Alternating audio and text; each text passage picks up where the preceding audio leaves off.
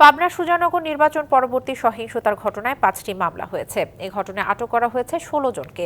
প্রথম ধাপে উপজেলা নির্বাচনের পর পাবনার সুজানগরে পরাজিত প্রার্থী শাহিনুজ্জামান শাহিনের সমর্থকদের বাড়ি ঘরে হামলার আজ সকালে সুজানগর থাকায় 5টি মামলা হয়েছে।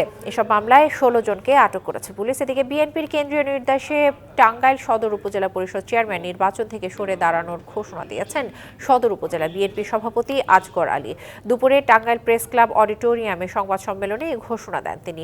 অন্যদিকে বিএনপির দলীয় সিদ্ধান্তের পাশাপাশি নির্বাচনের সুষ্ঠু পরিবেশ বজায় না থাকার অভিযোগ এনে প্রার্থিতা প্রত্যাহার করেছেন নরসিংদী শিবপুর উপজেলা বিএনপির যুগ্ম সাধারণ সম্পাদক তোফাজ্জল হোসেন। এদিকে নাটোর সদর উপজেলা পরিষদ নির্বাচনের নবনির্বাচিত চেয়ারম্যান শরীফুল ইসলাম রমজানের পক্ষে ভোট করায় একজনকে মারপিট ও জখমের ঘটনায় গতকাল রাতে পরাজিত চেয়ারম্যান প্রার্থী জামিলুর রহমান মিলন এবং তার গাড়ি চালক বাশারকে গ্রেপ্তার করেছে পুলিশ।